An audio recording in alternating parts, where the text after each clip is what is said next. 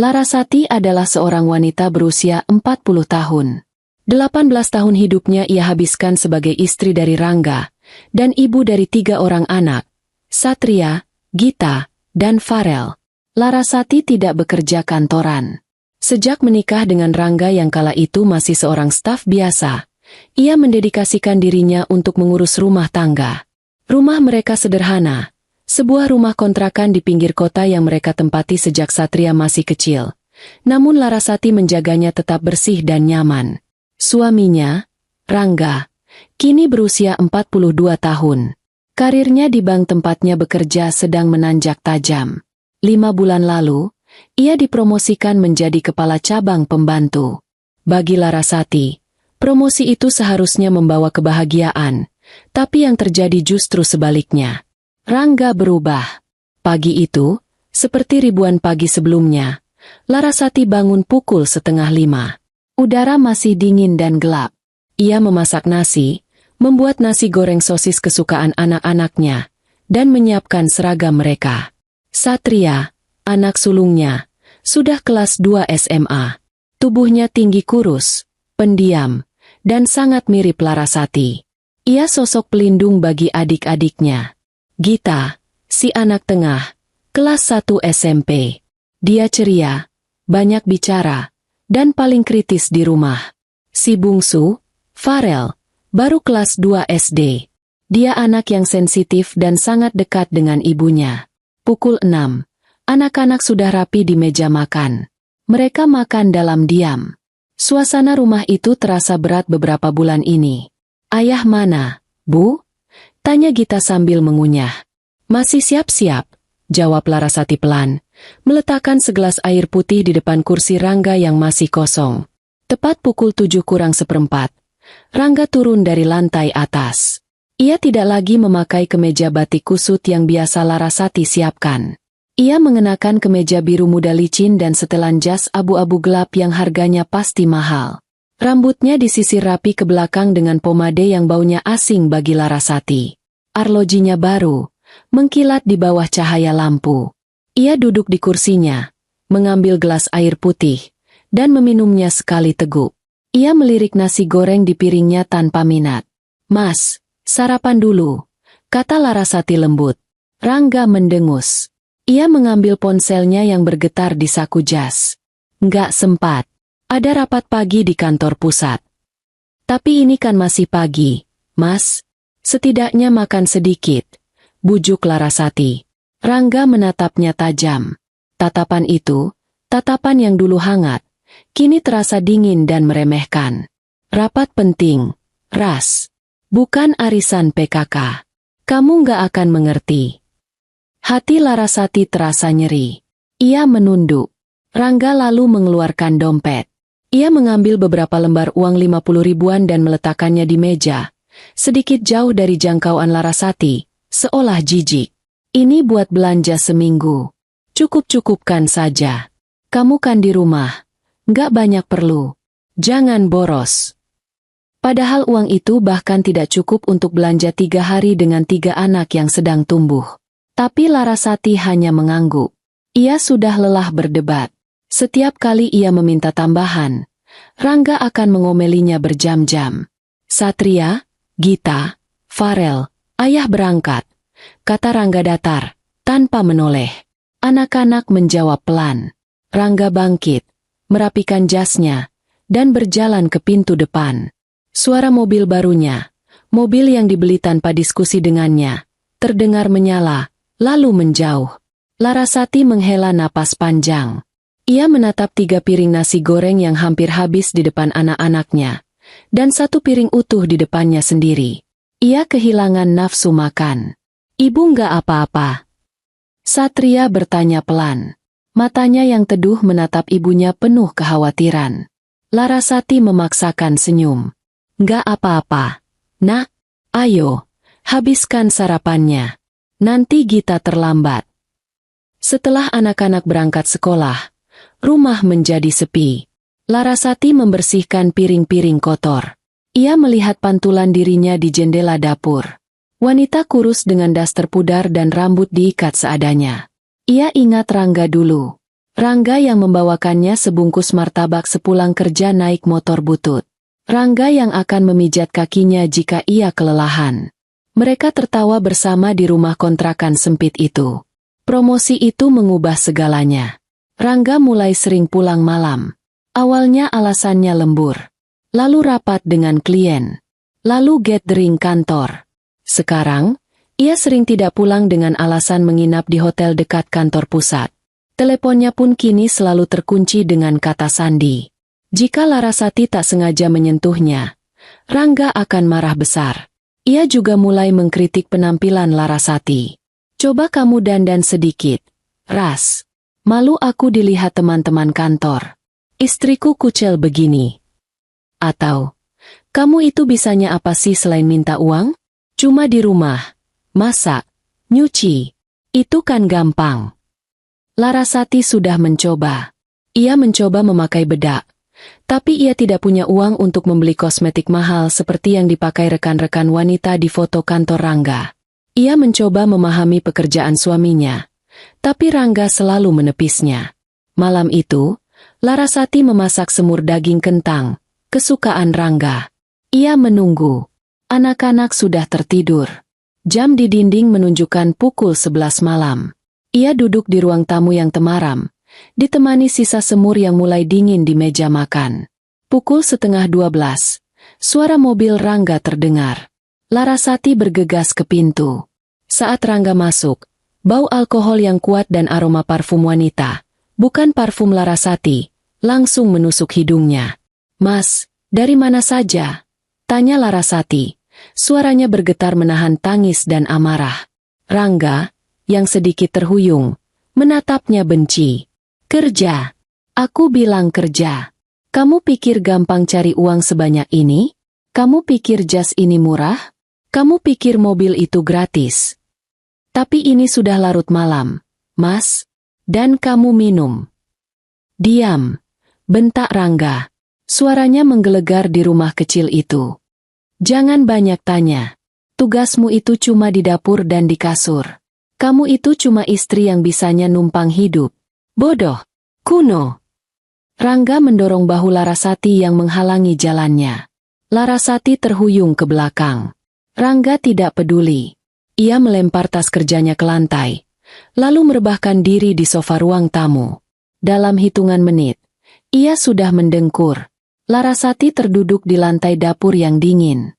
Air matanya tumpah tanpa suara. Ia memeluk lututnya, merasakan sakit yang luar biasa di dadanya. Di ujung lorong kamar, pintu kamar Satria terbuka sedikit. Anak sulungnya itu berdiri di sana, mengepalkan tangannya erat-erat, menatap pemandangan itu dengan mata yang dipenuhi kemarahan yang tak terucap. Larasati tahu, rumah tangganya tidak sedang retak lagi. Rumah tangganya sudah hancur. Seminggu berlalu sejak malam itu. Rangga semakin jarang di rumah. Ia hanya pulang untuk ganti baju, lalu pergi lagi. Jika Larasati mencoba bicara, ia akan diabaikan atau dibentak. Uang belanja yang ia berikan semakin sedikit, memaksa Larasati berutang di warung tetangga untuk makan anak-anaknya. Sabtu pagi itu, cuaca cerah. Anak-anak sedang bermain di lapangan depan kompleks. Larasati baru selesai mencuci tumpukan baju. Tangannya terasa perih karena sabun colek murah. Ia sedang melipat pakaian kering di ruang tamu ketika Rangga pulang. Ini aneh. Rangga tidak pernah pulang sepagi ini di akhir pekan. Rangga tampak rapi, mengenakan kemeja polo bersih. Wajahnya tenang, tapi dingin. "Ras, aku mau bicara," katanya datar. Jantung Larasati berdebar kencang. Firasat buruk menjalari tubuhnya. Ia duduk di kursi kayu di seberang Rangga. Rangga tidak membuang waktu. Ia meraih tas kerjanya, mengeluarkan sebuah map coklat tebal, dan meletakkannya di atas meja, di antara tumpukan pakaian yang baru dilipat Larasati. "Apa ini, Mas?" tanya Larasati pelan. Suaranya nyaris tak terdengar. "Baca saja," kata Rangga. Tangan Larasati gemetar saat membuka map itu. Matanya membaca kop surat di halaman pertama. Pengadilan Agama. Surat gugatan cerai. Dunia Larasati serasa berhenti berputar. Napasnya tercekat di tenggorokan. Mas, maksudnya apa ini? Maksudnya jelas. Ras. Aku mau kita selesai. Aku mau cerai, kata Rangga, nadanya datar, seolah sedang membahas laporan cuaca. Larasati menggeleng, tidak percaya. Air mata mulai menggenang. Kenapa, Mas? Salahku apa? Kalau aku ada salah, aku minta maaf. Tapi jangan begini. Anak-anak bagaimana? Rangga menghela napas panjang, tampak jengkel. Bukan salah kamu. Ini salahku. Aku yang berubah. Aku sudah nggak cinta sama kamu. Nggak cinta? Ulang Larasati. Semudah itu kamu bilang nggak cinta setelah 18 tahun. Dengar, Larasati, kata Rangga, mencondongkan tubuhnya ke depan. Level kita sudah beda. Pekerjaanku sekarang menuntutku bergaul dengan orang-orang penting. Aku butuh istri yang bisa diajak diskusi bisnis, yang punya relasi, yang penampilannya bisa kubanggakan. Bukan istri yang cuma tahu dapur dan urusan anak. Jadi, ada wanita lain? Tanya Larasati. Pertanyaan yang paling ia takuti akhirnya terucap. Rangga diam sejenak, lalu mengangguk tanpa rasa bersalah. Ya, aku sudah bertemu orang lain. Namanya Melinda. Dia pengacara sukses di firma hukum ternama. Dia mengerti aku. Dia mendukung karirku. Hati Larasati hancur berkeping-keping. Jadi, wanita itulah pemilik parfum mahal yang sering menempel di baju suaminya. Tega kamu, Mas. Tega. Larasati mulai terisak. Aku temani kamu dari nol. Waktu kamu masih staf biasa. Gajimu pas-pasan. Siapa yang setia di sampingmu? Aku. Waktu kamu sakit. Siapa yang merawatmu? Aku. Sekarang kamu sukses. Kamu buang aku. Justru itu. Potong Rangga cepat. Dulu aku nol. Sekarang aku sudah jadi orang. Aku berhak dapat yang lebih baik. Melinda itu partner yang sepadan buatku. Kamu. Ia memandang Larasati dari atas ke bawah. Kamu urus anak-anak saja.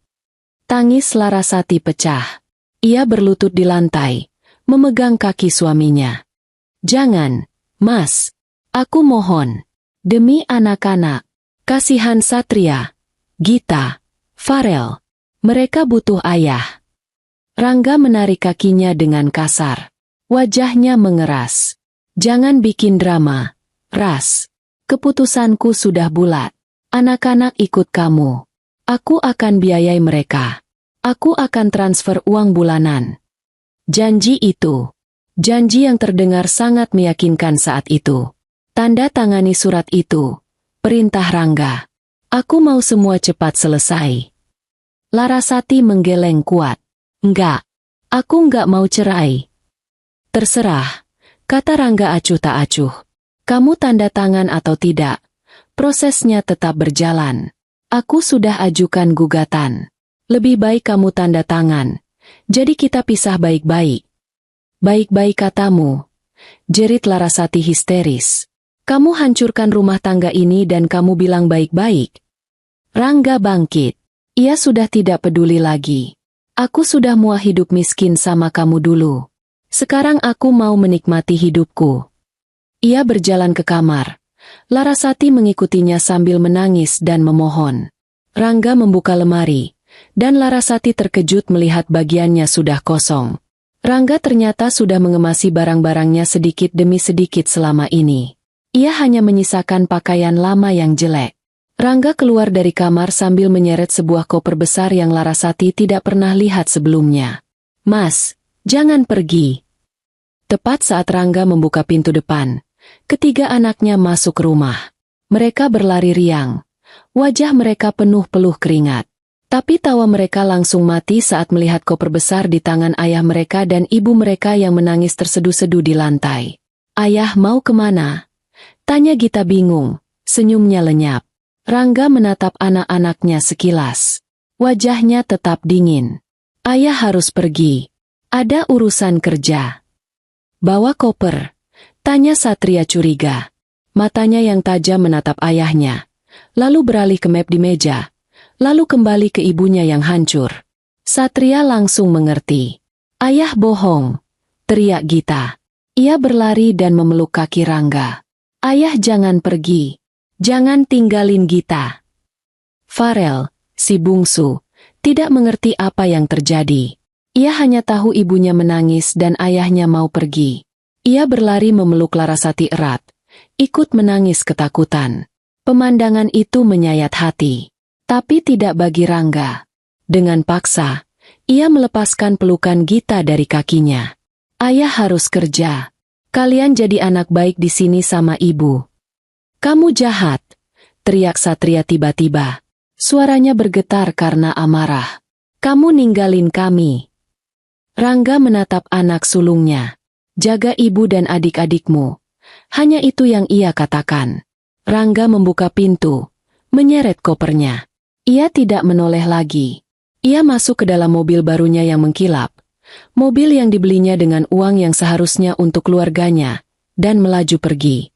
Meninggalkan Larasati yang meraung putus asa di depan pintu, Gita yang menangis histeris, Farel yang gemetar ketakutan, dan Satria yang berdiri mematung, mengepalkan tinjunya hingga buku-buku jarinya memutih, dengan tatapan penuh kebencian yang akan ia simpan selama bertahun-tahun. Malam itu, Larasati hanya bisa memeluk ketiga anaknya di tempat tidur. Rumah itu terasa kosong dan sangat dingin. Ia tidak tahu bagaimana harus melanjutkan hidup. Ia hanya tahu, ia telah ditinggalkan. Beberapa minggu kemudian, sidang cerai pertama berlangsung. Rangga tidak datang, hanya diwakili pengacaranya. Bulan berganti. Uang belanja yang dijanjikan Rangga tidak pernah datang. Teleponnya tidak bisa dihubungi. Saat Larasati nekat mendatangi kantornya, Satpam bilang Pak Rangga sudah pindah tugas ke kantor pusat. Larasati akhirnya sadar. Rangga tidak hanya menceraikannya. Ia telah membuang mereka. Ia dan ketiga anaknya dibuang seperti sampah. 2 hari setelah Rangga pergi, kenyataan menghantam Larasati seperti batu besar. Uang yang ditinggalkan Rangga di meja, uang yang katanya untuk seminggu, habis dalam 2 hari untuk membeli susu Farel dan beras. Pagi itu, Farel menangis. Ibu, lapar. Mau susu. Larasati membuka kulkas. Kosong. Hanya ada sebotol air dingin dan sisa sayur sawi yang sudah menguning. Ia membuka dompetnya. 3 lembar uang 2 ribuan. Sebentar ya. Nak, ibu buatkan teh manis. Katanya. Suaranya bergetar. Ia melihat ke sekeliling rumah. Rumah yang akan segera ia tinggalkan. Ia harus mendapatkan uang. Larasati masuk ke kamar. Ia membuka laci meja riasnya yang reot. Di sana ada kotak perhiasan beludru merah yang kusam. Isinya tidak banyak. Hanya ada cincin kawin emas tipis seberat 3 gram dan sebuah gelang emas kecil. Hadiah dari ibunya saat Satria lahir. Itu saja harta bendanya. Dengan tangan gemetar, ia mengambil 2 benda itu. Ia menatap cincin kawinnya. Sisa-sisa terakhir dari 18 tahun pernikahannya. Ia menciumnya sekali, lalu memasukkannya ke dalam saku daster. Ia menitipkan anak-anak pada tetangga sebentar. Berbohong ia akan ke warung. Ia berjalan kaki ke toko emas terdekat, yang juga melayani gadai barang. Perasaan malu membakarnya saat ia masuk. Pria di balik etalase menatapnya dari atas ke bawah. Daster pudar, sandal jepit. Pria itu tahu ia putus asa. Mau jual, Bu? Tanyanya tanpa basa-basi. Gadai saja, Pak. Cicit Larasati. Pria itu menimbang cincin dan gelang itu. Kondisinya sudah tipis. Paling bisa dapat 800 ribu. 800 ribu. Harga untuk 18 tahun. Larasati ingin menangis. Tapi ia menahannya. Baik, Pak. Saya ambil. Ia keluar dari toko itu dengan uang di tangan. Tapi hatinya terasa kosong. Ia merasa seperti pelacur yang menjual kenangannya sendiri. Tapi saat ia membeli beras, telur, sekotak susu formula untuk Farel, dan ayam potong, perasaan itu sedikit mereda. Malam itu, anak-anaknya bisa makan ayam kecap. Mereka makan dengan lahap. Satria, yang kini berusia 17 tahun, makan dalam diam. Ia memperhatikan ibunya yang hanya makan nasi dengan kuah kecap. Kenapa ibu tidak makan ayamnya? Tanya Satria. Ibu masih kenyang. Bohong Larasati. Satria mengambil sepotong paha ayam dari piringnya dan meletakkannya di piring Larasati. Makan, Bu. Ibu harus kuat. Larasati menatap anak sulungnya. Remaja kurus itu kini menjadi satu-satunya pria di rumah. Air matanya menetes di atas piring. Minggu berikutnya, kenyataan kedua menghantam. Pemilik kontrakan datang. Seorang pria parubaya yang baik. Tapi ia juga butuh uang. Mbak Laras, maaf, sewa rumah ini sudah telat 2 minggu. Katanya pelan, tidak enak hati. Saya sudah coba hubungi Pak Rangga, tapi nomornya tidak aktif. Tentu saja tidak aktif. Rangga sudah memblokir mereka dari hidupnya. Saya belum punya uang.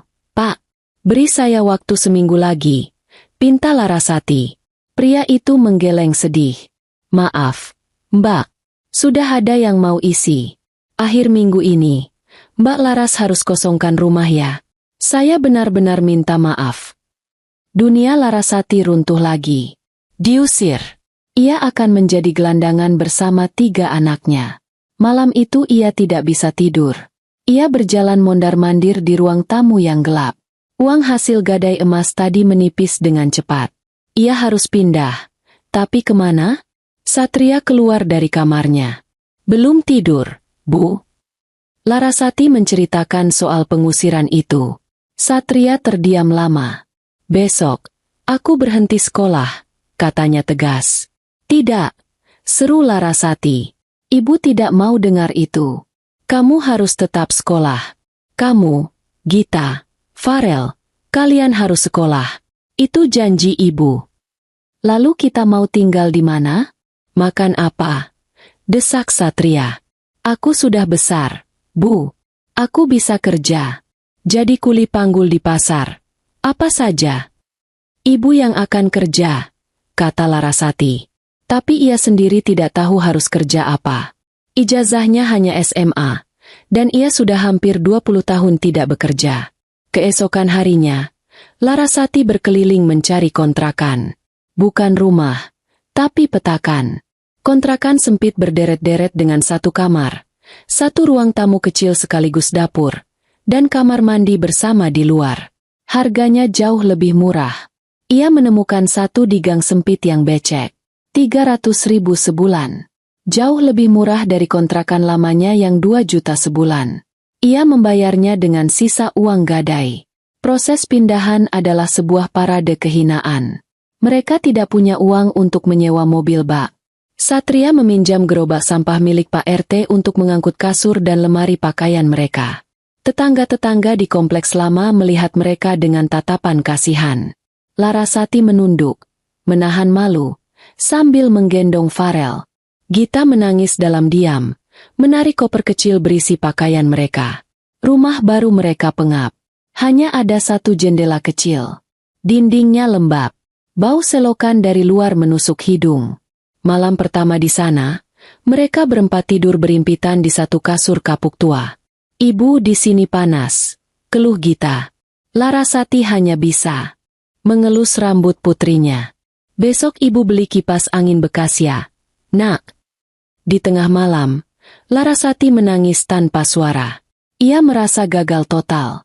Ia telah menyeret anak-anaknya ke dasar kemiskinan. Satria, yang pura-pura tidur, merasakan getaran tubuh ibunya. Ia tidak berkata apa-apa. Tapi kebenciannya pada Rangga semakin mengakar kuat. Setelah 2 hari terpuruk, Larasati bangkit. Ia ingat satu-satunya keahliannya. Memasak. Dulu, arisan di kompleksnya selalu memuji rendang dan kue lapis buatannya. Ia menggunakan sisa uang terakhirnya, 100.000 rupiah, untuk membeli bahan-bahan. Bukan untuk rendang, tapi untuk nasi uduk dan bihun goreng. Modal paling minim. Pukul 3 pagi, ia bangun. Di dapur sempit yang hanya muat 1 orang, ia memasak nasi uduk, membuat bihun, dan menggoreng tempe orek. Ia membungkusnya dalam kertas minyak. 20 bungkus. Pagi-pagi sekali, setelah anak-anak berangkat sekolah, ia menjajakannya di pangkalan ojek dan warung-warung kecil di sekitar kontrakannya. Nasi uduk, Pak. Enak. Murah. 2 ribuan saja. Tawarnya dengan suara malu-malu. Awalnya ia ditolak. Sudah ada langganan, Bu. Tapi ia pantang menyerah. Hari itu, 20 bungkus nasi uduknya baru habis menjelang siang. Ia untung 15.000 rupiah. Larasati menatap uang lecek di tangannya. Hanya 15.000. Tapi itu adalah uang hasil keringatnya sendiri. Bukan pemberian pria yang telah menghinanya. Ada setitik kebanggaan muncul di hatinya. Ia terus melakukannya. Hari demi hari. Minggu demi minggu. Gita, yang melihat ibunya kelelahan, punya ide. Ibu, jangan keliling. Capek. Coba titip di warung depan gang saja. Nanti bayarnya sore. Larasati menurut. Ternyata benar. Nasi uduknya laku keras. Pemilik warung memesan lebih banyak untuk besok. Lalu, ada yang bertanya, bisa bikin kue basah, Bu? Bisa, Bu. Kue lapis, risoles, lemper. Jawab Larasati sigap. Pesanannya bertambah. Dari nasi uduk, menjadi kue nampan untuk arisan. Lalu, ada yang pesan nasi kotak untuk syukuran. Dapur kecil Larasati tidak pernah berhenti mengepul. Ia bangun jam 3 pagi, tidur jam 11 malam. Anak-anaknya melihat perjuangan itu. Mereka tidak tega. Sepulang sekolah, Satria tidak lagi bermain. Ia diam-diam melamar kerja di sebuah warung makan Padang tak jauh dari rumah. Ia diterima sebagai tukang cuci piring. Malam pertama ia gajian. Ia pulang membawa sebungkus nasi rendang dan uang 80.000 rupiah. Ia menyerahkannya pada Larasati. Larasati terkejut. Uang dari mana ini, Nak? Aku kerja, Bu. Cuci piring di rumah makan Padang. Larasati langsung memeluk anak sulungnya. Tangisnya pecah. Maafkan Ibu. Nak, maaf. Harusnya ini uang jajan kamu. Bukan untuk Ibu. Harusnya kamu belajar, bukan kerja.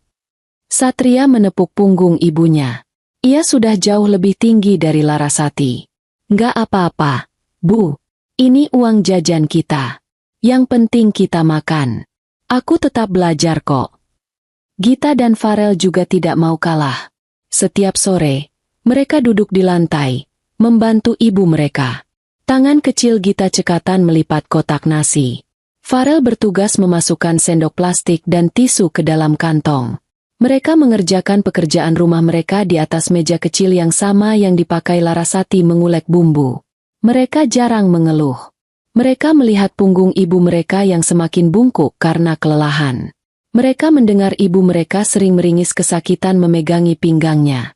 Suatu malam, Farel sakit. Badannya demam tinggi sekali. Larasati panik. Uang hasil penjualan hari itu sudah ia belanjakan semua untuk pesanan nasi kotak besar esok hari. Ia tidak punya simpanan. Bu, Farel kejang, teriak Gita ketakutan. Larasati panik. Ia menggendong Farel, bingung harus berbuat apa. Satria, tanpa banyak bicara, masuk ke kamarnya. Ia membongkar celengan kalengnya. Uang itu ia kumpulkan sedikit demi sedikit dari tips mencuci piring. Ia berniat membeli sepatu sekolah baru karena sepatunya sudah jebol. Ia menyerahkan semua uang itu pada Larasati. Bawa Farel ke klinik 24 jam di depan jalan raya. Bu, cepat, pakai uang ini. Malam itu, di klinik kecil yang bau obat, Larasati memeluk Farel yang sudah disuntik penurun panas. Ia menyadari sesuatu. Rangga telah pergi, tapi ia tidak sendirian. Ia punya 3 tentara kecil yang berjuang bersamanya. Mereka adalah keluarganya. 5 tahun berlalu sekejap mata. Kehidupan di kontrakan petakan itu telah berubah. Dapur sempit Larasati kini penuh sesak. Ada 1 kulkas 2 pintu, dibeli bekas, dan 3 kompor besar yang menyala hampir 18 jam sehari. Di depan pintu kayu mereka, tergantung papan kecil bertuliskan, Catering Dapur Larasati. Menerima pesanan nasi kotak, tumpeng, dan kue basah. Larasati tidak lagi menjajakan dagangannya. Ia kini punya 2 orang ibu-ibu tetangga yang membantunya memasak setiap hari. Pesanannya datang dari kantor-kantor kecil, acara arisan, bahkan beberapa kali untuk pesta pernikahan sederhana. Larasati sendiri sudah berubah. Usianya 45, tapi gurat kelelahan di wajahnya membuatnya tampak lebih tua. Tangannya kapalan dan sedikit kaku karena terlalu sering memegang pisau dan wajan panas. Ia jarang bicara, tapi perintahnya di dapur jelas dan tegas. Ia menjadi wanita yang tangguh, ditempa oleh penderitaan. Anak-anaknya sudah besar. Satria, kini 22 tahun, berhasil masuk kuliah. Ia diterima di jurusan Teknik Mesin Universitas Negeri lewat jalur ujian tulis yang ketat. Ia adalah pemuda pendiam yang terlihat jauh lebih dewasa dari usianya. Tubuhnya tinggi dan tegap. Untuk membiayai kuliah dan hidupnya, ia bekerja tanpa henti. Pagi sampai siang ia kuliah, sore ia menjadi ojek online, dan malam akhir pekan ia bekerja sebagai barista di sebuah kafe di pusat kota. Ia adalah tulang punggung kedua keluarga. Gita, 20 tahun, baru saja masuk kuliah, dan ia berhasil meraih impiannya, diterima di Fakultas Kedokteran, juga di Universitas Negeri. Yang lebih membanggakan, ia lolos lewat jalur beasiswa penuh untuk siswa berprestasi. Gita yang ceria kini tumbuh menjadi gadis yang kritis, pintar, dan sangat terorganisir. Ialah yang membantu Larasati mencatat keuangan catering dengan rapi di buku kas tua. Farel, si bungsu, kini duduk di bangku SMP. Anak yang dulu sensitif itu tumbuh menjadi remaja yang sangat pendiam. Ia tidak punya banyak teman. Dunianya adalah warung internet, warnet, di ujung gang. Tapi ia kesana bukan untuk bermain game online. Dengan sisa uang jajan yang ia kumpulkan, ia menyewa komputer berjam-jam untuk belajar coding seorang diri. Ia menemukan bakatnya di dunia digital yang sunyi itu. Mereka hidup sederhana. Sangat sederhana. Tapi mereka tidak lagi kelaparan. Mereka punya satu sama lain. Lalu, di mana Rangga? Nama itu sudah menjadi tabu di rumah mereka. Sejak hari ia pergi, ia tidak pernah menelepon. Tidak pernah mengirim uang sepeser pun, mengingkari janjinya di pengadilan. Ia lenyap. Anak-anak tidak pernah bertanya. Bagi mereka, ayah mereka sudah mati. Tapi Rangga tidak mati. Ia hidup sangat mewah. Ia dan istri barunya, Melinda, sering memamerkan kehidupan mereka di media sosial. Liburan ke luar negeri, makan malam di restoran mahal, mobil sport baru. Larasati pernah sekali melihat foto itu dari ponsel tetangganya. Ia hanya tersenyum getir, lalu kembali mengaduk rendang. Hingga suatu malam, takdir mempertemukan mereka dengan cara yang paling ironis. Sabtu malam, kafe tempat Satria bekerja sedang ramai. Ia sibuk di balik mesin espresso, membuat kopi pesanan pelanggan. Lampu kafe yang temaram dan musik jazz pelan menciptakan suasana nyaman. Pintu kafe berdenting. Masuk sepasang suami istri yang tampak kaya raya. Sang pria, berperut sedikit buncit, mengenakan kemeja polo bermerek mahal dan arloji emas yang berkilauan. Sang wanita, anggun dengan gaun terusan, menenteng tas yang harganya mungkin setara dengan biaya kuliah Satria selama 2 semester. Mereka adalah Rangga dan Melinda. Satria membeku. Tangannya yang sedang memegang portafilter berisi bubuk kopi, gemetar hebat. Bubuk kopi itu tumpah sedikit. Ini ayahnya. Pria yang membuangnya. Pria yang membiarkannya mencuci piring di warteg saat ia seharusnya belajar. Rangga dan Melinda tertawa bersama, berjalan ke meja kasir, tepat di depan Satria. "Selamat malam, mau pesan apa?" tanya Satria. Suaranya ia paksa agar tetap tenang dan datar. Ia menunduk, pura-pura membersihkan meja mesin espresso. "Saya cappuccino, less sugar," kata Melinda genit pada Rangga. "Kamu apa, sayang?" "Aku americano panas saja," jawab Rangga. Ia sedang sibuk dengan ponselnya, tidak memperhatikan barista di depannya. Satria memasukkan pesanan ke mesin kasir. Totalnya Rp120.000. Melinda yang membayar. Saat Satria menyerahkan uang kembalian, Rangga akhirnya mengangkat kepalanya. Mungkin karena kesal pesanannya tak kunjung dibuat. Mata mereka bertemu. Mata Rangga melebar sepersekian detik. Wajahnya yang tadi santai, Mendadak kaku. Ia melihat pemuda jangkung di depannya. Pemuda yang mengenakan seragam apron coklat bertuliskan nama kafe. Pemuda yang memiliki mata seteduh Larasati, namun dengan tatapan setajam elang. Ia mengenali anaknya, putra sulungnya. Satria tidak berkedip. Ia tidak menyapa. Ia tidak memanggil, "Ayah." Ia hanya menatap Rangga dengan tatapan dingin yang menusuk, seolah sedang melihat orang asing, atau lebih buruk lagi, sampah. Rangga adalah yang pertama membuang muka.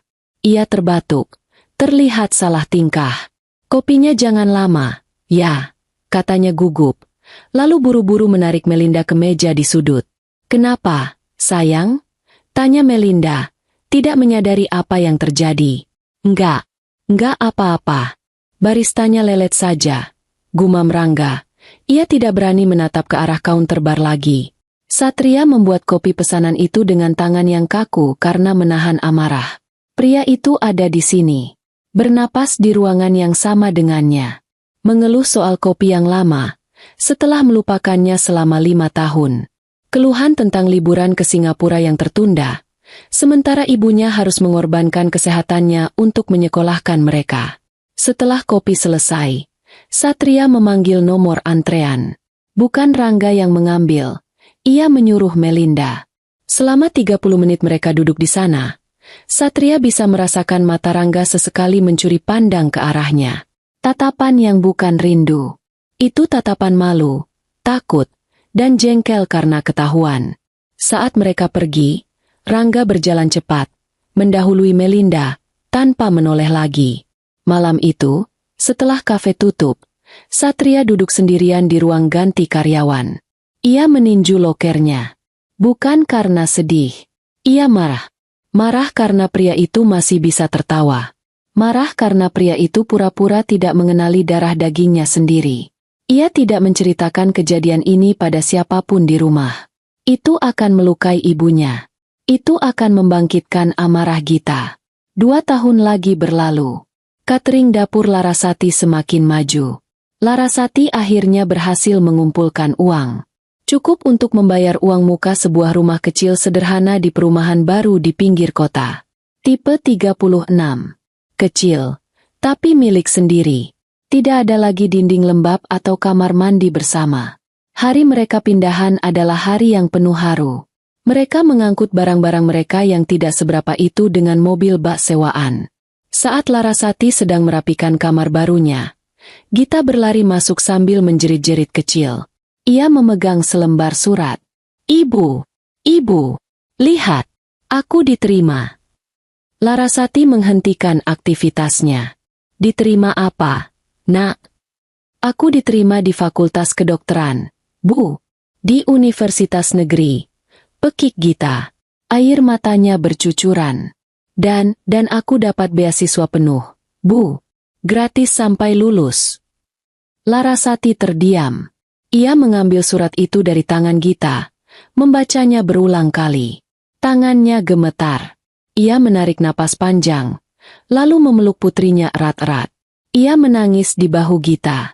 Tangisan kelegaan, kebanggaan, dan kebahagiaan yang meluap-luap. Semua kerja kerasnya. Semua subuh yang ia habiskan di depan kompor. Semua penghinaan yang ia telan. Satria, yang sedang mengangkat meja belajar, berhenti di depan pintu kamar. Ia tersenyum. Senyum tulus pertama yang ia tunjukkan setelah sekian lama. "Hebat kamu, Dek. Ibu pasti bangga."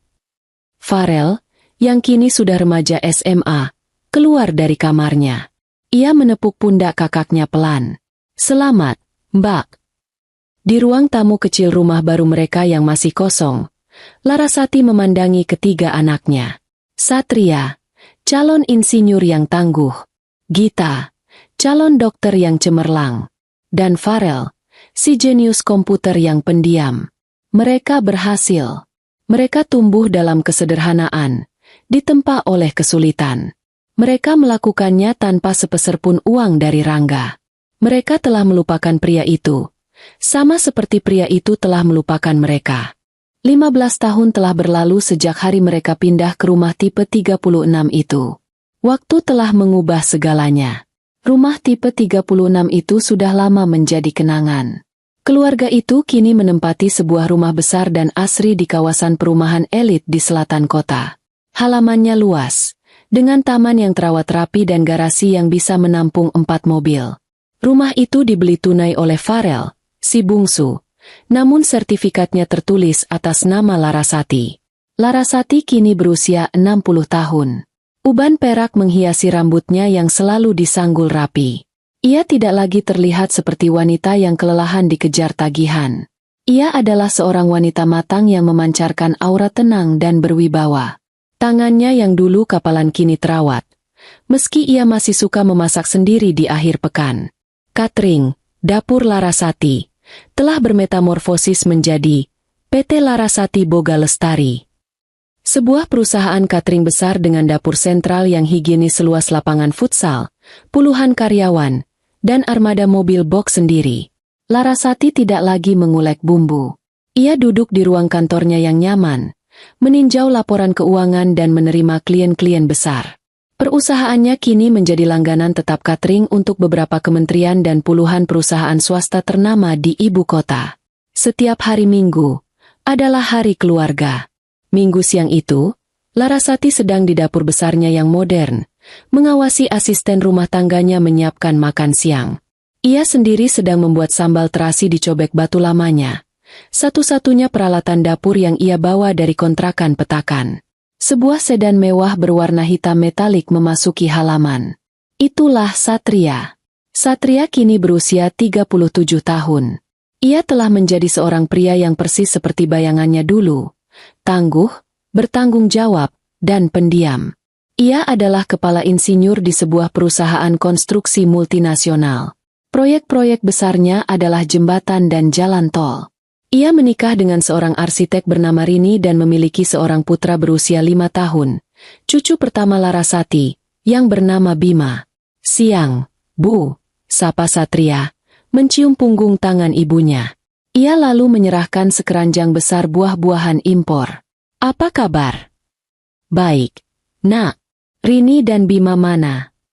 Rini ada urusan di proyeknya sebentar. Bima lagi tidur di mobil. Nanti biar diangkat Rini saja. Yang lain belum datang. Gita sebentar lagi. Katanya habis visit pasien. Farel, ya kamu tahu Farel, kata Larasati sambil tersenyum. Tak lama kemudian, sebuah mobil hatchback putih yang gesit masuk. Itulah Gita. Di usianya yang ke-35, Gita telah menjadi dokter spesialis penyakit dalam di rumah sakit swasta terbesar di kota. Ia adalah wanita yang independen, tajam, dan elegan. Penampilannya selalu rapi. Ia adalah penjaga kesehatan ibunya. Ia yang memastikan Larasati melakukan check-up rutin dan tidak terlalu lelah mengurus bisnis. Ibu, sapa Gita riang, memeluk ibunya dari belakang. Masak sambal lagi? Aduh, itu kolesterolnya, Bu. Kan sudah Gita bilang, jangan banyak-banyak. Sekali-sekali. Nak, ini Mas Satria, kamu pasti kangen sambal buatan ibu. Potong Larasati. Iya, kamu ini, Git. Kayak enggak pernah muda saja. Sekali-sekali tidak apa-apa. Timpal Satria sambil tertawa kecil. Mereka bertiga duduk di meja makan besar di ruang tengah, mengobrol ringan. Satria membahas rencananya membangun villa kecil untuk ibunya di puncak. Gita menceritakan kasus pasien rumit yang baru saja ia tangani. Setengah jam kemudian, terdengar suara geraman mesin mobil sport yang halus namun bertenaga. Sebuah mobil coupe 2 pintu berwarna biru tua parkir di garasi, di sebelah mobil Satria. Itulah Farel, si bungsu. Kini berusia 30 tahun. Ia adalah anomali di keluarga itu. Ia adalah pendiri sekaligus CEO dari sebuah startup teknologi yang bergerak di bidang payment gateway dan pengembangan game. Perusahaannya baru saja mendapat suntikan dana seri C senilai ratusan juta dolar dari investor asing. Ia adalah yang terkaya di antara mereka, namun penampilannya paling sederhana. Ia masuk hanya mengenakan kaos oblong hitam polos, celana jeans, dan sandal. Rambutnya agak gondrong, dan ia masih pendiam seperti dulu. Tapi matanya tajam di balik kacamata berbingkai tipis. Bu, katanya singkat, mencium tangan Larasati. Lalu ia mengangguk pada Satria dan Gita. Mas, Mbak.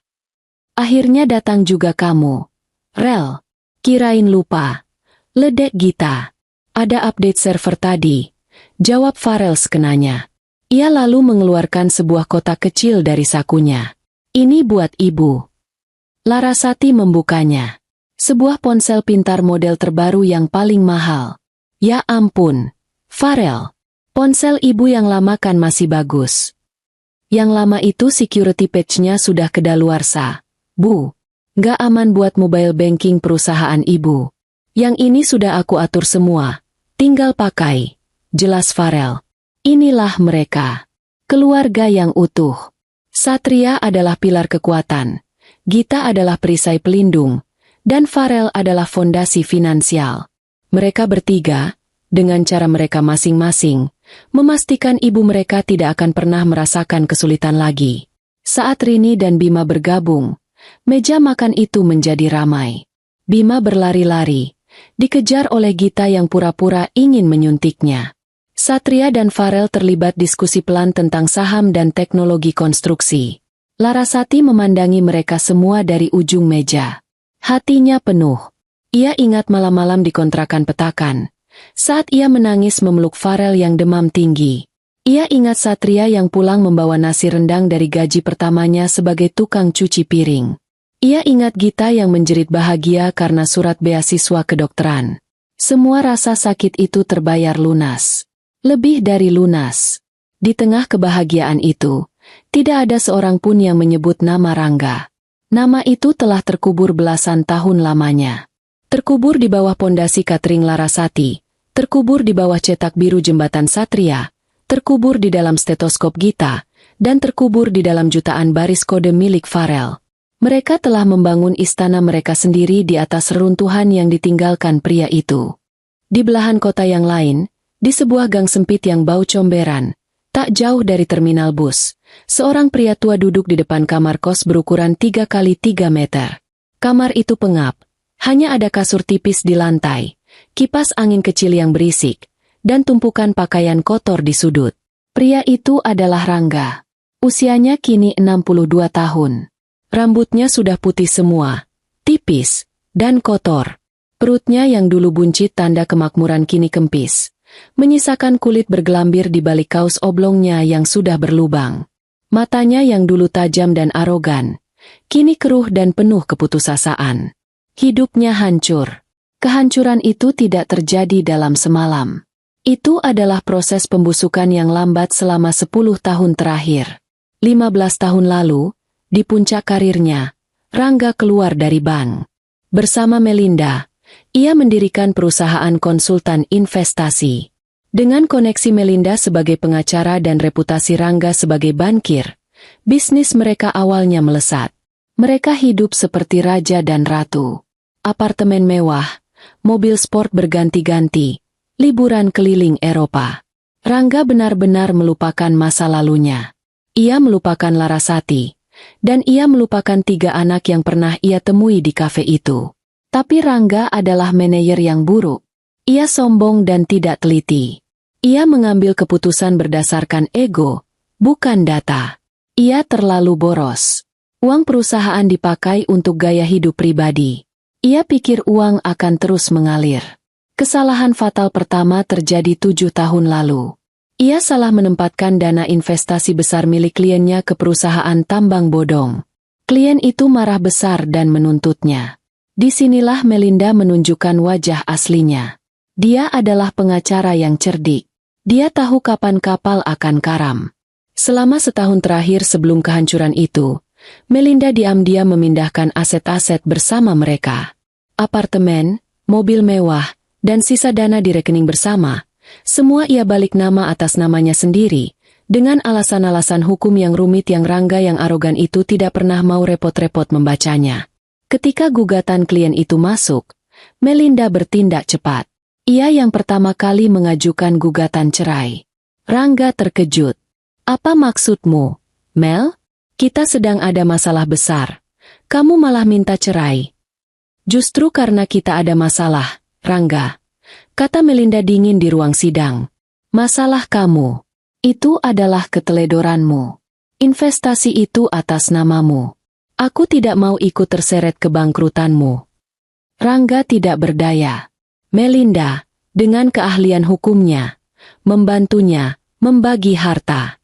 Rangga, setuju, mengambil alih seluruh utang perusahaan, sementara Melinda, dengan murah hati, tidak akan menuntut harta apapun darinya. Harta yang memang sudah tidak ada lagi atas nama Rangga. Sidang selesai. Rangga keluar dari pengadilan agama, untuk kedua kalinya dalam hidupnya, sebagai pria yang kalah. Tapi kali ini, ia tidak hanya kehilangan keluarga. Ia kehilangan segalanya. Perusahaannya bangkrut. Ia dinyatakan pailit. Semua asetnya yang tersisa disita bank untuk membayar utang klien. Apartemennya disegel. Ia terusir ke jalan hanya dengan satu koper di tangannya. Ironisnya, koper yang sama dengan yang ia seret saat meninggalkan Larasati dulu. Ia mencoba menghubungi teman-teman lamanya. Tidak ada yang mengangkat telepon. Pria tua miskin yang bangkrut bukanlah teman yang ingin mereka akui. Melinda? Ia lenyap. Rangga dengar ia pindah ke luar negeri bersama kekasih barunya, seorang ekspatriat kaya. Rangga bertahan hidup dengan menjual sisa-sisa harga dirinya. Arloji emasnya yang palsu, yang asli sudah lama dijual Melinda, laku 300.000. Ia menggunakannya untuk menyewa kamar kos bulanan. Sejak itu, hidupnya adalah penderitaan harian. Untuk makan, ia sering mengandalkan belas kasihan penjaga warteg yang memberinya nasi sisa. Ia mencoba bekerja. Tapi siapa yang mau mempekerjakan pria tua, ringkih, tanpa keahlian selain menyuruh-suruh, dan punya catatan bangkrut? Paling-paling, ia menjadi tukang parkir liar di malam hari, berdebat dengan preman-preman terminal untuk memperebutkan lahan. Siang itu, di depan kamar kosnya, perutnya keroncongan. Ia belum makan sejak kemarin sore. Uang di sakunya tinggal 1.000 rupiah. Ia menatap tangannya yang kurus dan gemetar. Ia teringat anak-anaknya. Bukan, ia tidak ingat mereka karena rindu. Ia ingat mereka karena ia butuh uang. Ia putus asa. Entah bagaimana, ia mendengar kabar itu. Kabar yang seperti dongeng. Mantan istrinya, Larasati si wanita rumahan yang kucel itu, kini menjadi pengusaha catering sukses. Dan anak-anaknya, ia dengar mereka semua menjadi orang-orang hebat. Insinyur, dokter, dan pengusaha teknologi. Rasa iri dan penyesalan yang pahit membakar dadanya. Penyesalan bukan karena telah meninggalkan mereka, tapi penyesalan karena ia salah langkah. Harusnya ia tidak menceraikan Larasati. Harusnya ia tetap di sana. Dan sekarang ia pasti hidup enak di masa tua, dimanjakan oleh anak-anaknya yang sukses. Ya, mereka harus membantuku. Gumamnya pada diri sendiri. Aku ini ayah mereka. Darahku mengalir di tubuh mereka. Mereka berutang hidup padaku. Pikiran itu memberinya kekuatan. Sebuah kekuatan jahat yang didorong oleh keputusasaan. Ia berdiri. Ia merapikan kausnya yang kotor. Ia harus mencari Larasati. Ia harus mencari anak-anaknya. Ia akan datang sebagai ayah yang hilang. Ia akan meminta maaf. Ia akan menangis. Mereka pasti akan luluh. Mereka pasti akan menerimanya kembali. Dengan sisa tenaga, Rangga berjalan kaki gontai keluar dari gang sempit itu, menuju jalan raya, mencari tumpangan gratis ke alamat lama Larasati. Ia tidak tahu Larasati sudah pindah. Ia tidak tahu bahwa pencariannya akan membawanya ke depan gerbang sebuah istana yang dibangun di atas penderitaan yang ia ciptakan. Pencarian Rangga dimulai dari puing-puing ingatan. Ia tidak punya ponsel. Ia tidak punya uang untuk mengakses internet. Modal satu-satunya adalah ingatan kabur tentang nama jalan di kompleks kontrakan petakan yang ia tinggalkan 20 tahun lalu. Ia menumpang truk sayur dari terminal, berbohong akan membantu menurunkan barang di pasar. Dari pasar, ia berjalan kaki berkilo-kilometer. Kakinya yang tidak beralas sepatu layak, hanya sandal jepit tipis yang hampir putus, melepuh di atas aspal yang panas. Ia tiba di gang sempit itu sore hari. Pemandangannya sudah banyak berubah, tapi ia masih mengenali warung kelontong di sudut jalan. Warung tempat Larasati dulu menitipkan nasi uduk. Rangga masuk, menahan perih di perutnya melihat tumpukan mie instan. Pemilik warungnya sudah tua, seorang ibu yang matanya rabun. "Cari siapa, Pak?" tanya si ibu. "Saya cari Larasati, yang dulu tinggal di kontrakan petakan nomor 3, yang jualan nasi uduk," kata Rangga pelan. Si ibu menyipitkan matanya. "Oh, Bu Laras? Ya ampun. Itu sudah lama sekali. Sudah 20 tahun lalu mungkin." "Iya, Bu. Saya saudaranya. Dari kampung. Mau silaturahmi. Tahu pindah kemana?" "Bohong Rangga." "Wah, Bapak ini ketinggalan berita," kata si ibu. Nadanya berubah jadi antusias. Bu Laras itu sekarang sudah jadi orang kaya. Sukses besar cateringnya. Rumahnya bagus. Mobilnya banyak. Sudah pindah dari sini belasan tahun lalu. Jantung Rangga berdebar kencang. "Jadi benar. Ibu tahu alamatnya?" "Alamat rumahnya saya tidak tahu, Pak. Itu kan urusan pribadi. Tapi kalau alamat kantornya, cateringnya itu, saya tahu. Besar sekali tempatnya di daerah industri. PT Larasati Boga Lestari. Bapak cari saja di sana. Semua orang juga tahu." Si ibu menuliskan sebuah alamat di sobekan kertas bon. Rangga menerimanya dengan tangan gemetar. Perjalanan ke kawasan industri memakan waktu seharian. Ia tidak punya uang sepeser pun. Ia mengemis di angkutan umum, diusir. Ia akhirnya berhasil menumpang mobil bak terbuka yang membawa pasir. Duduk di belakang bersama debu dan kerikil. Ia sampai di depan sebuah gedung megah berlantai 3 dengan papan nama besar. PT Larasati Boga Lestari. Sebuah dapur sentral yang bersih dan modern terlihat dari balik gerbang. Puluhan mobil box berlogo sama terparkir rapi.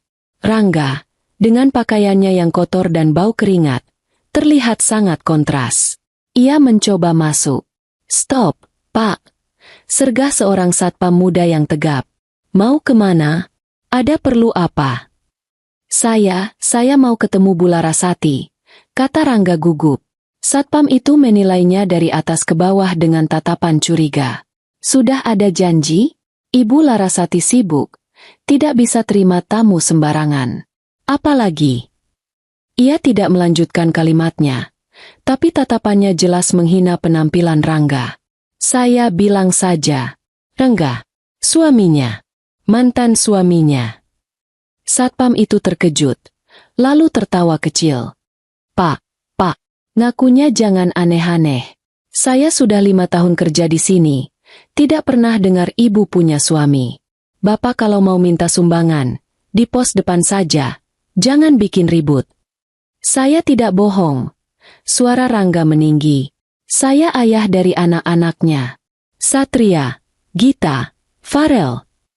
Keributan itu menarik perhatian seorang manajer operasional yang kebetulan lewat. Manajer itu mendekat. "Ada apa ini?" Satpam itu menjelaskan. Manajer itu menatap Rangga lama. Ia adalah karyawan lama yang tahu sedikit cerita di balik kesuksesan Larasati. "Pak Rangga, ya?" kata manajer itu dingin. "Ibu Larasati tidak ada di kantor. Beliau sudah pulang. Dan saya rasa tidak ada urusan lagi antara Bapak dengan perusahaan ini. Tolong, Pak, saya cuma mau ketemu. Saya mau minta maaf. Beri saya alamat rumahnya." "Mohon Rangga." Manajer itu menggeleng. "Tidak bisa. Itu privasi." Rangga putus asa. Ia duduk di trotoar di seberang gerbang. Ia tidak akan pergi. Ia menunggu. Ia kedinginan saat malam tiba. Ia kelaparan. Ia menunggu sampai pagi. Keesokan harinya, hari Minggu, kantor tutup. Rangga panik. Ia tidak tahu harus kemana. Kebetulan, seorang karyawan bagian kebersihan datang untuk mengambil barang yang tertinggal. Ia melihat Rangga yang menggigil. Ia adalah karyawan baru yang tidak tahu apa-apa. "Bapak kenapa di sini dari kemarin?" "Saya cari alamat Bu Larasati. Saya keluarganya, tapi diusir satpam," lirih Rangga. Si karyawan muda itu merasa iba. "Oh, rumah ibu? Saya tahu. Di Permata Hijau, Pak. Perumahan elit di jalan utama itu. Bapak lurus saja dari sini. Nanti naik angkot nomor 12. Mata Rangga berbinar. Ia mendapatkan alamatnya. Permata Hijau. Ia berjalan kaki. Ia tidak peduli lagi. Kakinya lecet dan berdarah. Perutnya melilit. Pikirannya hanya satu. Rumah Larasati. Makanan. Tempat tidur. Keselamatan. Sore hari, ia tiba di gerbang perumahan Permata Hijau. Jauh lebih megah dari dugaannya. Satpam di sini lebih galak. Berseragam lengkap. Mau kemana, Pak? Rumah Bu Larasati. Saya keluarganya. Rumah yang mana? Blok apa? Harus ditelepon dulu dari dalam. Bapak tidak bisa masuk. Saya tidak punya nomornya. Saya suaminya. Teriak Rangga, mulai histeris. Ia tidak bisa gagal sekarang. Ia sudah sangat dekat. Pak, jangan bikin keributan. Pergi. Bentak satpam itu. Tangannya mulai memegang tongkat. Tepat saat itu, sebuah sedan hitam mewah melambat, hendak keluar dari gerbang. Kaca jendelanya terbuka. Pengemudinya adalah pria dewasa yang tenang dan berwibawa. Satpam itu langsung memberi hormat. Selamat sore, Mas Satria. Rangga membeku. Nama itu. Ia menoleh. Pria di dalam mobil itu menatapnya. Rangga langsung mengenali mata itu. Mata Larasati. Ini Satria. Anak sulungnya. Satria. Pekik Rangga. Suaranya parau. Nak. Ini ayah. Ini ayah. Nak. Satria tertegun. Wajahnya yang tenang langsung mengeras. Ia menatap sosok pria tua, dekil, dan menyedihkan yang memanggil namanya. Ia mengenali wajah itu. Wajah yang ia lihat terakhir kali di kafe belasan tahun lalu. Wajah yang ia benci seumur hidupnya. Satpam itu kebingungan. Mas Satria ini kenal. Satria tidak menjawab satpam. Ia mematikan mesin mobilnya. Ia keluar. Berdiri menjulang di depan Rangga. Tunggu di sini, kata Satria dingin. Ia mengambil ponselnya, menelepon seseorang. Bu, dia ada di sini. Di pos satpam depan. Saya bawa dia ke teras. Satria mematikan telepon. Ia menatap Rangga. Ikut saya. Jalan. Rangga, gemetar antara takut dan berharap, mengikuti langkah tegap anaknya. Mereka berjalan di jalanan perumahan yang rapi. Satria tidak menawarinya tumpangan di mobilnya. Rangga tertatih-tatih di belakangnya. Mereka tiba di rumah paling besar di blok itu. Rumah yang indah. Taman yang terawat. Di terasnya, berdiri 3 orang. Larasati. Masih terlihat cantik. Meski menua. Ia memegang dadanya. Wajahnya pucat pasi. Di sebelahnya, seorang wanita muda yang elegan, menatapnya dengan kebencian murni. Itu Gita. Dan di belakang mereka, seorang pemuda pendiam berkacamata, menatapnya tanpa ekspresi, seolah sedang menganalisis Rangga. Itu Farel.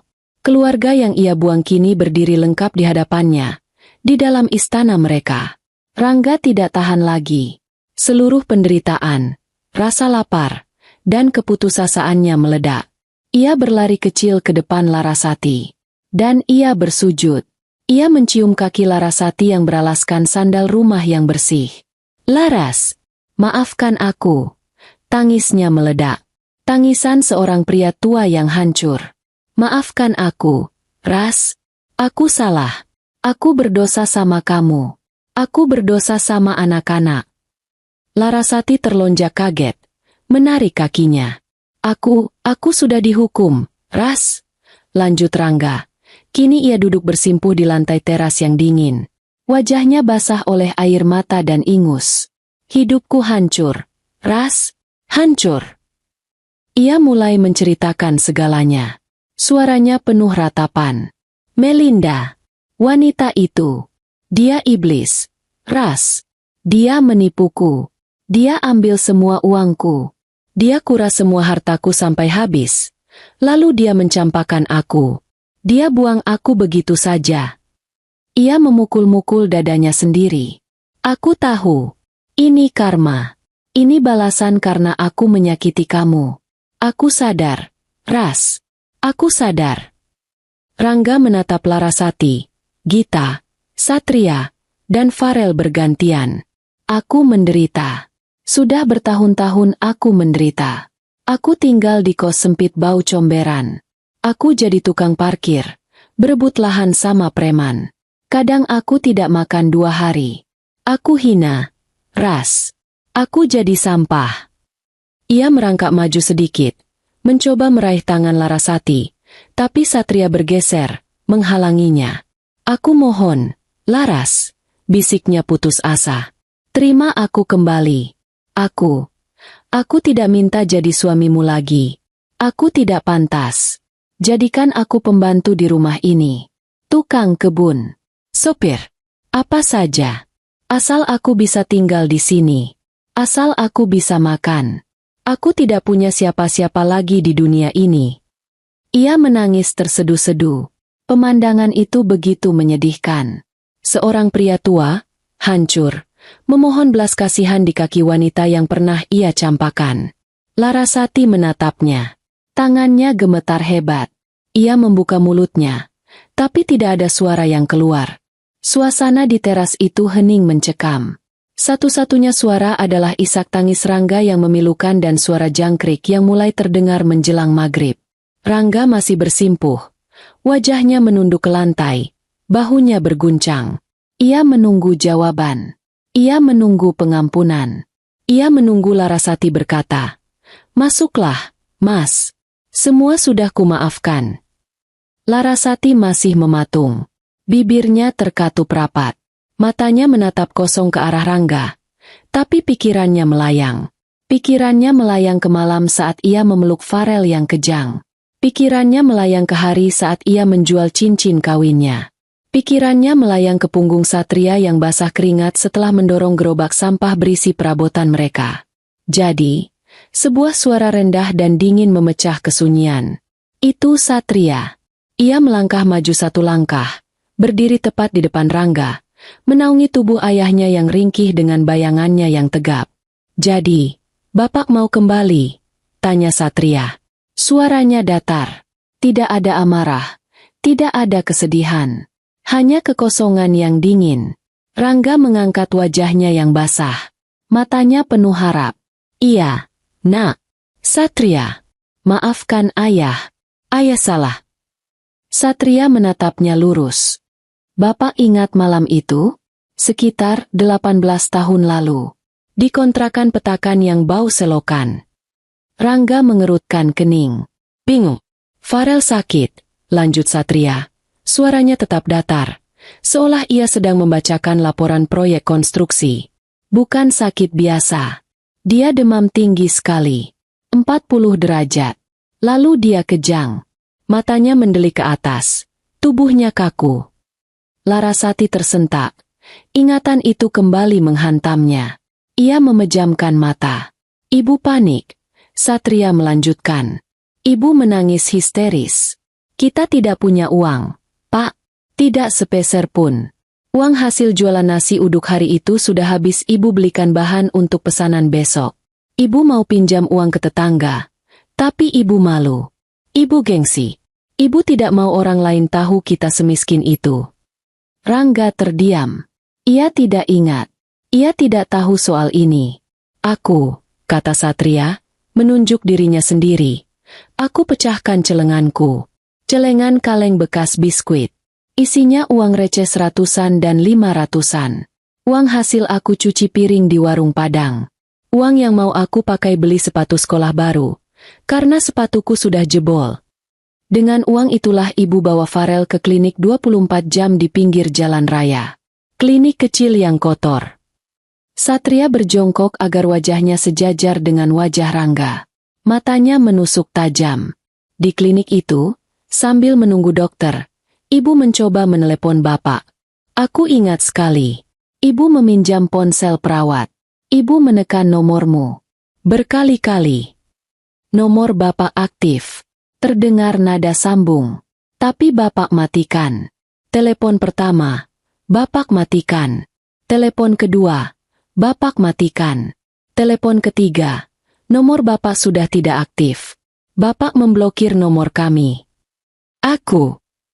Rangga mencoba menyela. Aku tidak tahu. Mbak. Bapak tidak tahu. Potong Satria. Kami tahu Bapak tidak tahu. Dan kami tahu kenapa Bapak tidak tahu.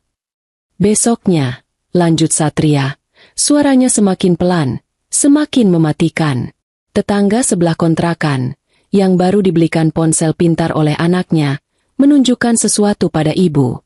Sebuah foto dari media sosial istri baru Bapak.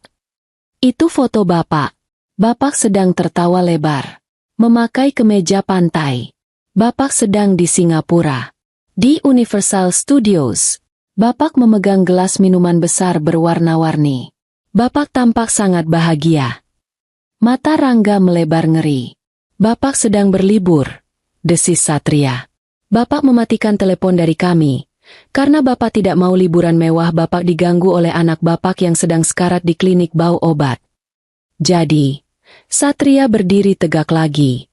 Jangan bicara pada kami seolah Bapak adalah korban dari Melinda. Bapak bukan korban. Bapak adalah pelaku. Penyesalan Bapak baru datang hari ini, karena Bapak sudah miskin dan lapar. Bukan karena Farel hampir mati hari itu. Rangga terhuyung mundur. Ia tidak bisa bernapas. Ia tidak punya pembelaan. Bohong. Kali ini suara Gita yang melengking. Ia maju ke depan. Matanya menyala-nyala. Ia tidak sedingin Satria. Ia adalah api yang membara. Kalau Farel sakit Bapak bilang tidak tahu, serang Gita.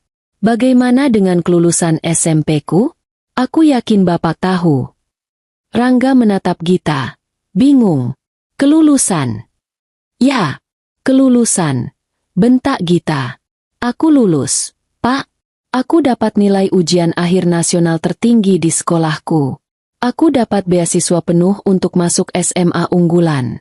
Aku pidato di atas panggung, mewakili semua murid. Aku bangga sekali hari itu. Gita menunjuk wajah Rangga dengan jari gemetar. Aku undang Bapak. Aku tidak punya nomormu.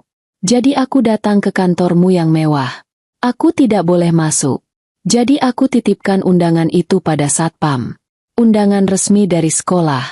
Untuk wali murid. Aku yakin undangan itu sampai ke meja Bapak. Hari itu, aku menunggu. Ibu datang. Ibu duduk di barisan paling depan. Ibu menangis bangga saat namaku dipanggil. Tapi kursi di sebelah ibu kosong. Air mata mulai menggenang di pelupuk mata Gita. Tapi itu air mata amarah. Aku pidato di panggung. Mataku terus mencari di antara kerumunan orang tua. Aku pikir Bapak akan datang terlambat. Aku pikir Bapak akan berdiri di pintu belakang, tersenyum bangga pada putrimu ini. Tapi Bapak tidak datang. Sampai acara selesai, Bapak tidak ada. Bapak tahu kenapa aku tahu Bapak sengaja tidak datang? Rangga hanya bisa menggeleng pelan. Karena hari itu hari Sabtu. Bapak tidak kerja. Jerit Gita. Dan aku tahu Bapak ada di mana. 3 hari kemudian, aku melihatnya di majalah gosip murahan di tukang cukur. Foto Bapak sedang mendampingi anak tiri Bapak, anak Melinda, di acara pentas seni sekolah elitnya. Bapak bertepuk tangan dengan bangga melihat anak orang lain menyanyi di panggung. Bapak tidak datang di hari kelulusanku, tapi Bapak datang ke pentas seni anak tirimu. 1 kursi kosong di hari terpentingku. Itu sudah jawaban yang jelas buatku. Gita menarik napas panjang, menenangkan dirinya. Jadi, untuk apa Bapak di sini sekarang? Meminta kami mengisi kursi kosong di sisa hidup Bapak yang menyedihkan? Maaf, kursinya sudah tidak ada. Konfrontasi itu, fakta-fakta yang diucapkan dengan sangat rinci. Itu adalah pukulan yang lebih telak daripada tamparan. Rangga syok. Ia benar-benar syok. Ia mengharapkan tangisan. Ia mengharapkan pelukan. Ia mengharapkan kalimat, "Kami rindu ayah, kami maafkan." Tapi ia salah. Ia mendapatkan daftar kejahatannya. Ia mendapatkan kwitansi atas semua pengabaiannya. Anak-anaknya tidak melupakannya. Mereka mengingat. Mereka mengingat segalanya. Setiap detail. Setiap kekecewaan. Mereka tidak membencinya dengan amarah yang meledak-ledak. Mereka membencinya dengan fakta yang dingin dan tersusun rapi. Rangga menatap satu-satunya harapan terakhirnya. Si bungsu yang dulu sensitif. Yang paling dekat dengan Larasati. Farel berdiri diam di dekat pintu. Ia belum mengucapkan sepatah kata pun. Ia hanya menatap ayahnya dengan tatapan yang tidak bisa dibaca. Ratapan Rangga yang menyedihkan menggantung di udara. Ia telah mendengar kesaksian Satria dan Gita. Dua tusukan fakta yang merobek seluruh narasi. Korban yang ia bangun. Pembelaannya hancur. Ia tidak punya apa-apa lagi. Ia menatap Larasati, yang masih diam membatu. Wajahnya pucat. Larasati tampak syok. Sama syoknya dengan Rangga. Ia mungkin tahu anak-anaknya terluka. Tapi ia mungkin tidak tahu sedalam apa luka itu. Dan seberapa tajam ingatan mereka. Rangga tahu ia sudah kalah di hadapan Satria dan Gita. Tapi masih ada satu. Harapan terakhirnya tertuju pada sosok pemuda yang berdiri paling tenang di antara mereka. Anak bungsunya. Rangga ingat Farel. Anak yang paling manja. Yang paling sensitif. Yang akan menangis jika dibentak sedikit. Yang akan lari memeluk ibunya. Dari ketiga anaknya, Farel lah yang paling lembut. Satria adalah batu. Gita adalah api. Mungkin Farel adalah air. Mungkin Farel masih menyimpan sedikit saja rasa kasihan untuk ayahnya yang malang ini. Rangga menggeser lututnya yang perih di lantai teras. Ia merangkak sedikit, melewati tatapan dingin Satria dan Gita, mendekat ke arah Farel yang berdiri di ambang pintu. Farel! Panggil Rangga. Suaranya kini seperti rintihan. Ia tidak lagi menangis meraung. Ia menangis pelan. Nak, anak bungsu ayah.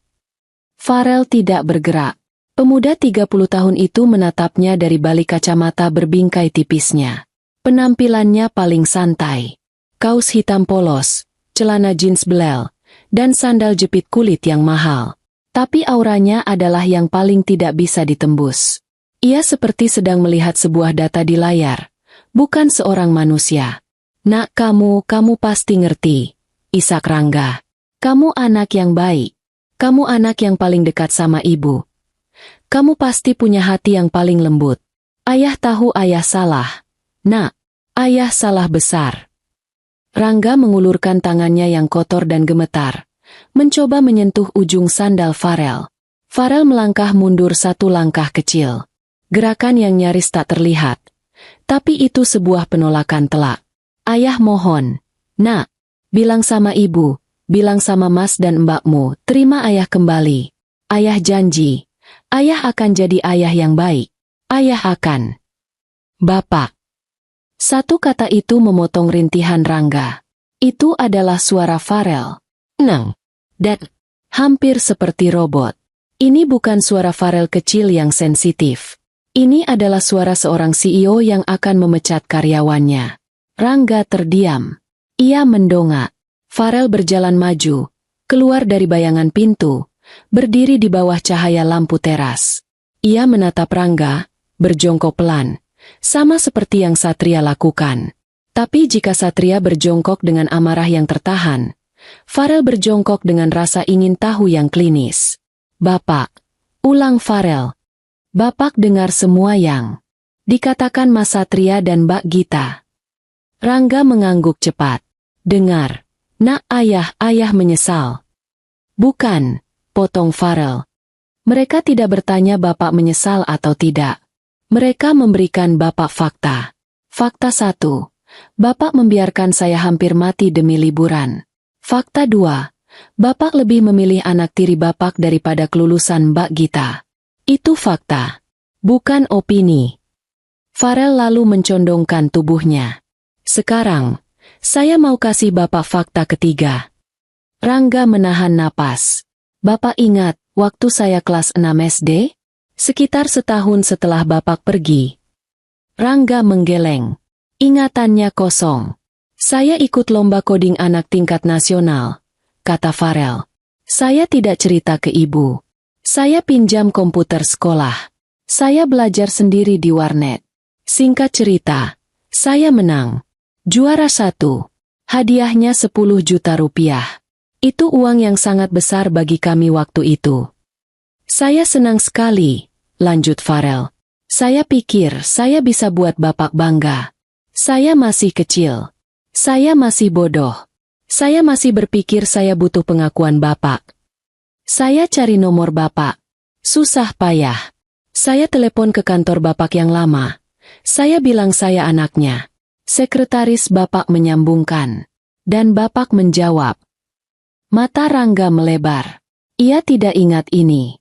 Saya bilang, ayah, ini Farel. Farel menang lomba komputer nasional. Dapat hadiah 10 juta. Saya cerita dengan antusias. Saya tunggu bapak bilang, selamat ya, nak, ayah bangga. Saya tunggu itu. Farel tersenyum tipis. Senyum paling dingin yang pernah Rangga lihat. Bapak tahu apa jawaban bapak? Farel menirukan suara berat yang dibuat-buat. Suara orang yang sedang sibuk. Oh, ya? Bagus. 10 juta. Ya? Banyak juga. Tapi maaf ya, Rel. Ayah lagi meeting penting ini. Nggak bisa diganggu. Nanti telepon lagi. Ya? Tutup dulu. Klik. Telepon ditutup. Bapak tidak tanya lomba apa. Bapak tidak tanya saya sehat atau tidak. Bapak tidak bilang selamat. Bapak hanya menutup telepon. Karena meeting bapak lebih penting, kata Farel. Dan bapak tahu apa yang saya lakukan dengan uang 10 juta itu? Tanya Farel. Saya kasih semua ke ibu. Ibu pakai uang itu untuk beli kulkas 2 pintu bekas dan 1 kompor besar tambahan. Uang itu yang menjadi modal awal. PT Larasati Boga Lestari berkembang. Uang dari lomba yang bapak abaikan. Rangga tidak bisa berkata-kata. Ia telah melewatkan semuanya. Farel berdiri. Mas Satria punya amarah. Mbak Gita punya kekecewaan. Saya. Farel mengangkat bahu. Saya tidak punya apa-apa lagi untuk bapak. Bapak sudah menutup telepon itu 20 tahun lalu. Bagi saya, bapak sudah selesai. Tapi, Farel menatap ayahnya yang hancur. Saya orang bisnis, Pak. Saya tidak suka masalah yang tidak selesai. Dan bapak adalah masalah yang tidak selesai. Bapak datang ke sini, menangis, meminta tempat tinggal dan makanan. Bapak bilang, bapak rela jadi pembantu, tukang kebun, atau sopir. Rangga mengangguk putus asa. Iya, nak, apa saja. Baik, kata Farel tegas. Bapak mau balikan sama ibu? Mau tinggal di rumah ini? Mau kami panggil ayah? Lagi? Itu tidak bisa. Pintu itu sudah ditutup, dikunci, dan kuncinya sudah dibuang. Rangga menunduk. Bahunya terkulai kalah. Tapi, Rangga mengangkat kepalanya lagi. Sedikit harapan. Bapak bilang bapak mau jadi sopir. Kebetulan, kata Farel, perusahaan saya, di gudang divisi logistik, sedang butuh sopir tambahan. Bukan sopir saya. Bukan sopir staf. Sopir operasional. Tugasnya antar jemput barang catering untuk makan siang karyawan. Angkut-angkut alat tulis kantor. Kadang jadi sopir cadangan kalau ada tamu level staf yang butuh tumpangan. Rangga tertegun. Ini bukan yang ia harapkan. Farel melanjutkan. Nadanya profesional. Seolah sedang melakukan wawancara kerja di teras itu. Gajinya standar. Pak. UMR kota ini, 4,5 juta rupiah. Nanti dipotong untuk BPJS Kesehatan dan Ketenaga Kerjaan. Bapak dapat seragam. Bapak dapat makan siang gratis. Jatah catering dari kantor. Dan bapak dapat tempat tinggal. Mata Rangga berbinar sedikit mendengar kata, tempat tinggal. Tapi bukan di sini, Farel berkata cepat, mematikan binar itu. Kita sediakan mes di belakang gudang. Barak. 1 kamar isi 4 orang sopir lain. Kamar mandi luar. Bapak tidur di sana. Bapak tidak diizinkan masuk ke gedung kantor pusat. Apalagi ke lantai saya. Bapak melapor ke kepala urusan umum. Bapak tidak akan punya urusan apapun dengan saya. Inilah respons yang syok itu. Ini bukan amarah. Ini bukan pengampunan. Ini adalah penghinaan tertinggi. Farel tidak memaafkannya. Farel tidak mengusirnya. Farel menawarkannya pekerjaan di level paling rendah di perusahaannya. Memperlakukannya sebagai orang asing, sebagai bawahan. Rangga menatap anak bungsunya dengan ngeri. Anak sensitif yang dulu ia kenal telah lenyap. Digantikan oleh monster kapitalis berdarah dingin yang baru saja menawarkannya posisi sebagai jongos. Bagaimana, Pak? Tanya Farel. Transaksi yang adil. Bapak meninggalkan kami demi uang dan karir. Sekarang, saya menawarkan Bapak uang dan karir. Tenaga Bapak dibayar dengan gaji UMR. Tidak ada sentimen. Tidak ada hubungan keluarga. Murni profesional. Bisnis. Satria, yang berdiri di belakang, menyeringai tipis. Ia mengerti. Gita menutup mulutnya. Kaget sekaligus puas. Farel bahkan menambahkan. Oh, tentu saja Bapak harus lolos seleksi. Bapak harus punya SIM A yang masih aktif. Bapak harus serahkan SKCK, surat kelakuan baik dari kepolisian. Dan Bapak harus lolos tes kesehatan.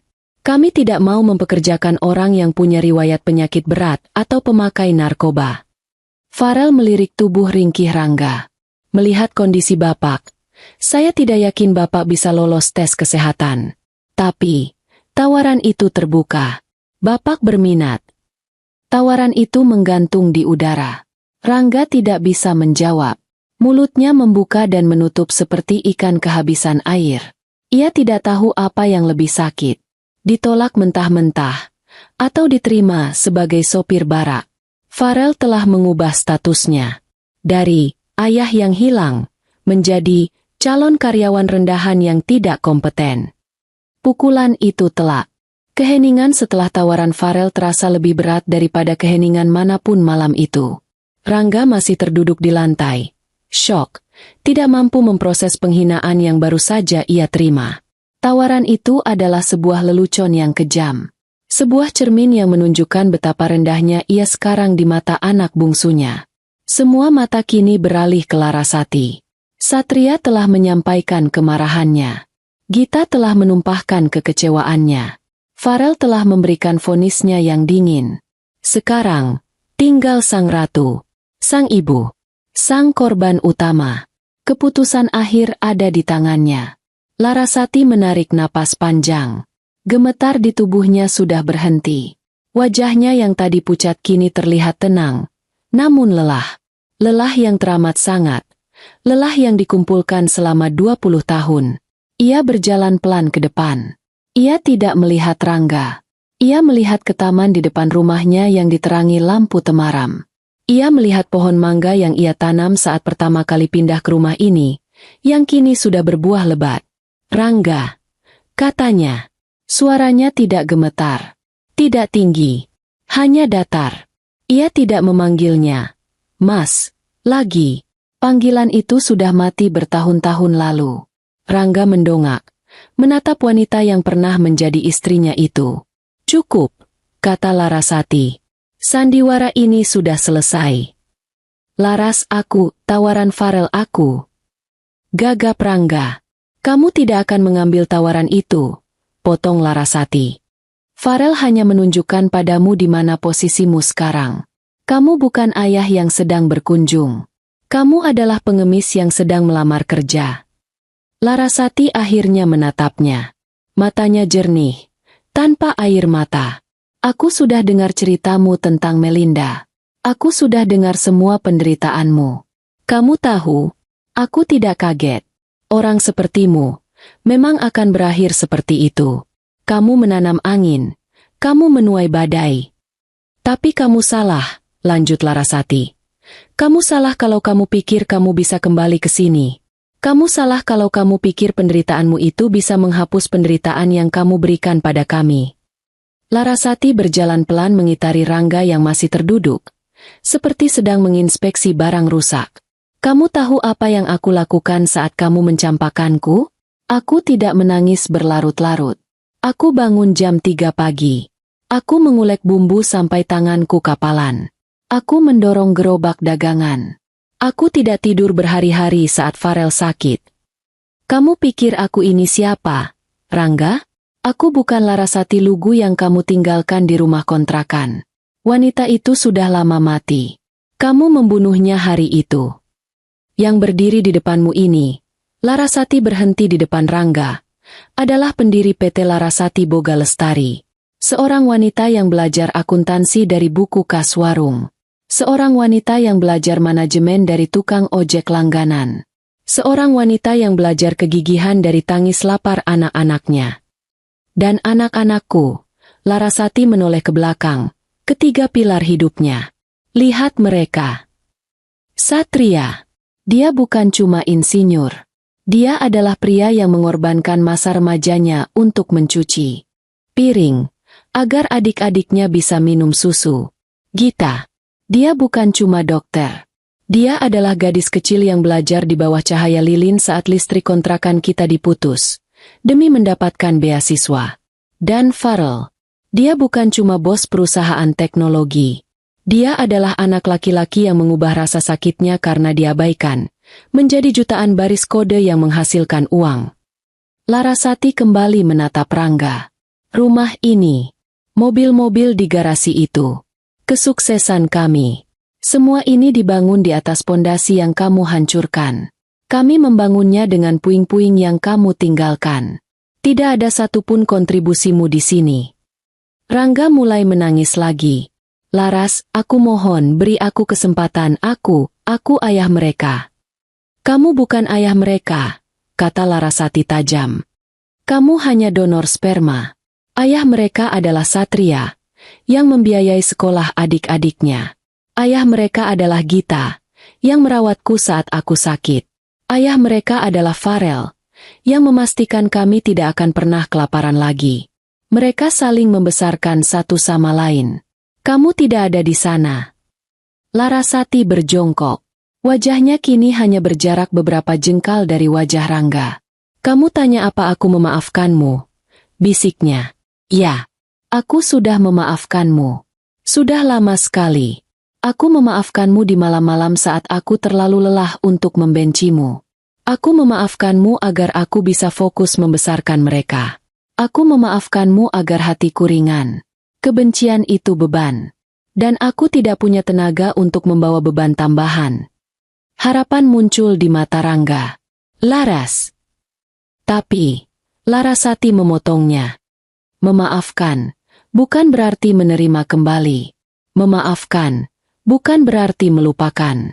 Memaafkan, bukan berarti aku bodoh. Pintu rumah ini, Larasati menunjuk pintu kayu jati yang kokoh di belakangnya, sudah tertutup untukmu. Selamanya. Larasati berdiri. Keputusan sudah final. Satria melangkah maju. Ia diam-diam sudah menelepon satpam kompleks. Ia merogoh saku belakang celananya. Mengeluarkan dompet kulit hitam yang sederhana. Ia membukanya, dan mengeluarkan seluruh uang tunai di dalamnya. Ada segepok uang ratusan ribu rupiah. Entah 1, 2, atau 3 juta. Ia tidak menghitungnya. Ia mengambil uang itu, lalu tanpa berkata apa-apa, ia membungkuk dan memasukkan uang itu dengan paksa ke dalam saku kemeja kotor Rangga. Rangga terkejut dengan gerakan itu. Ini, kata Satria, suaranya serak dan rendah. Ini bukan dari seorang anak untuk ayahnya. Ini sedekah. Dari orang yang mampu, untuk orang yang membutuhkan. Sebuah sedekah. Itulah nilai seorang Rangga sekarang. Ambil uang ini, lanjut Satria. Beli baju bersih. Beli makanan. Cari tempat tinggal yang layak. Tapi jangan di sini. Pergi. Rangga menatap uang yang menyembul dari sakunya. Ini adalah puncak penghinaan. Ia tidak diberi pengampunan. Ia diberi uang receh. Jangan pernah cari kami lagi, kata Satria tegas. Jangan pernah hubungi kami. Jangan pernah datang ke kantor ibu, atau kantor Farel. Jangan pernah muncul di rumah sakit Gita. Jangan pernah datang ke sini lagi. Ini adalah yang terakhir. 2 orang satpam kompleks kini sudah tiba di depan gerbang, berdiri di samping mobil Satria. Mereka